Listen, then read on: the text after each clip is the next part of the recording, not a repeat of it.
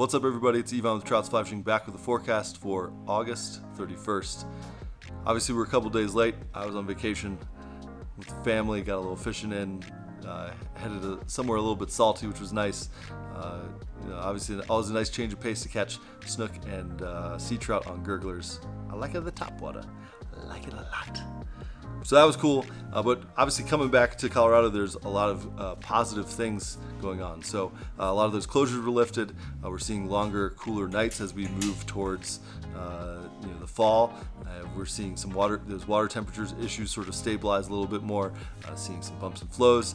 Obviously all positive things. Fishing is looking up as we go into fall. So I love fall. I've been a big fall guy for a long time. This year, more than others, fall's even cooler. So excited about fall fishing. But before we get to the forecast, I do want to talk about a couple things. Number one, we are going to be changing things up on the YouTube channel a little bit to quite a bit. So in that range. Fireflies, you might have noticed, we've had a couple guests fall through. That's pushed some of our production, very official production timelines out. We put Fireflies out a little bit later than we would like, and in the interest of keeping it more consistent, we're going to be moving Fireflies to like a talk show style. We're building a studio. We're going to meld the forecast and the Fireflies together. We'll have guests, which will either be in studio or they'll remote in, so we don't run into those timeline issues.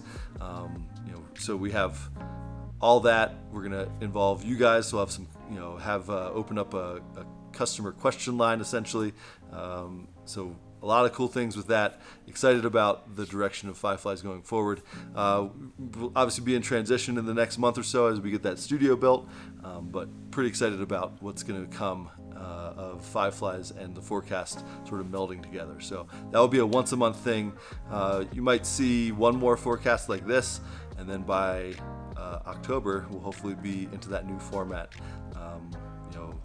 Less on the water in that instance, but we're going to have more seasonally appropriate topic on the water content. So whether it be like short 3 to 4 episode series, brainstormed like 15 different series for the YouTube channel, and excited about the new direction. So with Fireflies and the forecast sort of melding together, we're going to free up some more time to do some different and cool stuff and keep the YouTube channel fresh and interesting for you guys, so that you guys are finding value out of it and helping you get out on the water, get the stoke high and all that sort of stuff. So stay tuned to the YouTube channel. Obviously, with the blog being sort of taken over by Brandon, I've sort of freed up to do a little bit more video stuff. So you should see, over the next month, we should start to see those changes, and excited about that as well. So getting out with Scotty D to fish and film the first of a reading water series, where basically we'll have him talk through him dissecting a run, and I think that's going to be really cool, because you'll sort of get a good look at how he rigs, how he fishes, and what his approach to fishing is, and we'll hopefully do that for a couple other fisheries with a couple other of our employees. So excited about that. Appreciate you guys tuning in for this. Looking forward to the changes. Let us know down in the comments what you guys think, what you guys want to see more of. Obviously, I have my ideas, but I want to hear what you guys like. So sound off in the comments. It's not like such a YouTube guy right now, but sound off in the comments. Let me know what you guys want to see more of. We start with bugs. You're gonna get Will Smith jiggy with it this episode. Getting jiggy with it. Start off with what should be a standard in your box, the black woolly bugger. This is the jigged variety. Sometimes at this time of year, fish can start to hold a little bit lower, especially as in the sort of the dog days of summer, and jigged fly gets down quick. You can also use this in warm water. I know this is one of Rick's favorite warm water flies as well, whether he's fishing carp or bass, but super versatile bug. You can fish this on a 6 or 7 weight, maybe even an 8 weight out of a boat, or wade fishing and sort of picking through, getting deep and finding fish down deep, as opposed to sort of getting those reactionary bites with some of the other streamers. So really good option for you this time of year, and most any time of the year. A jigged woolly bugger is hard to beat. We're gonna go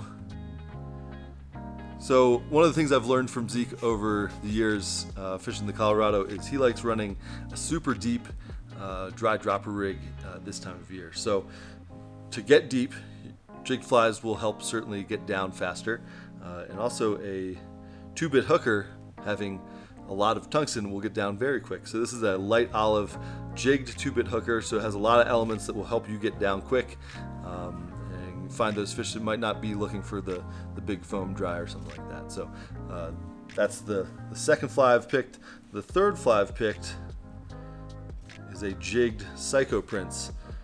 And this is, I believe, the yellow-orange variety. Look terrible the colorways on these, but this is a good spring bug. But I also like fishing it this time of year when you're trying to stand out from the crowd, trying to get that maybe bug. There've been a lot of bug life, but it's waning as we get. You're losing some of those options as you get into this time of year, and so throwing something flashy on, always effective. Jigged Psycho Prince. Then we're into some of the non-jigged flies. Go into a classic, the RS2. This is in chocolate, with betas and tricos being present.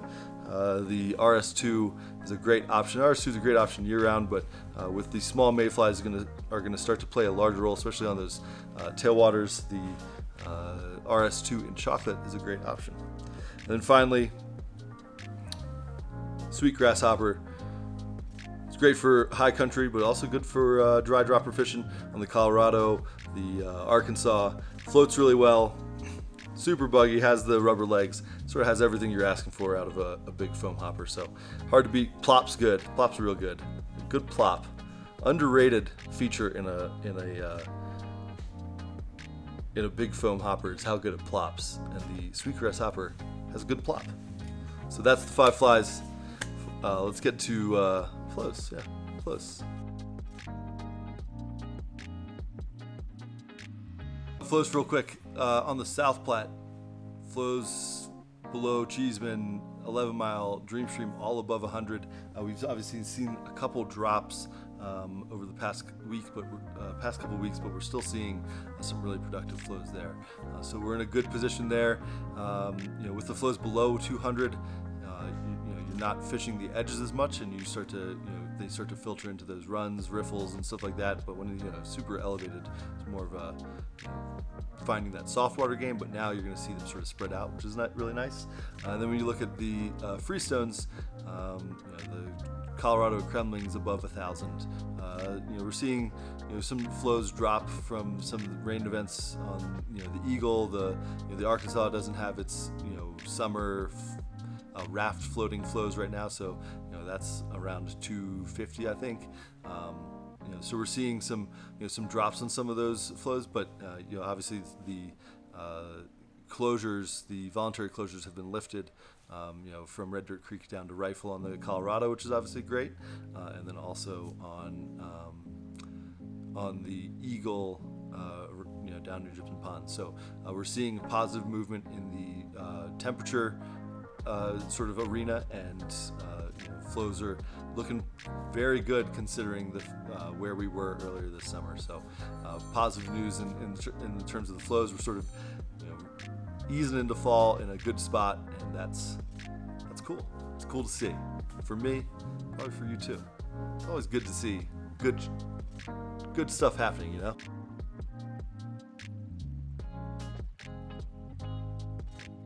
Quick look at weather. We looked at Vail and Deckers or Sedalia as we typically do. So Vail, we're seeing highs in the low 70s, and then the lows are in the 40s. So those overnight lows are getting down low. Obviously, we talked about that. Longer nights, cooler mornings, positive movement for those water temperatures. We're seeing a couple scattered thunderstorms through there, but for the most part, sunny. It's Colorado, so sunny. And then Deckers, it is going to be in the 80s, low 80s, upper 70s, and then the overnight lows are in the 50s. So again, we're seeing that drop in the overnight lows. We're moving into fall. So fall is around the corner. We're going to start seeing the fall colors popping. It's a good time to be out on the water. Obviously, we still have some good hopper dropper fishing to be had. High country is still an option. It's going to become less of an option as we move towards October, but obviously there's overnight lows of 40s. As they creep into the 30s, we're going to start seeing some of that stuff shut off a little bit. But yeah, we're in a good spot. We're on the precipice of fall. I don't know if I use that word right, but let's go with it. Fall's around the corner. Good fishing to be had. Blue wings are on the horizon. Good things. So appreciate you guys tuning in. As always, you can catch us here in the shop, online, troutsfishing.com, up in the Frisco shop. And stay tuned to the YouTube channel for those updates. Hopefully, by next month we'll be rock and roll with the new format. So appreciate you guys tuning in. Have a good one. Bye.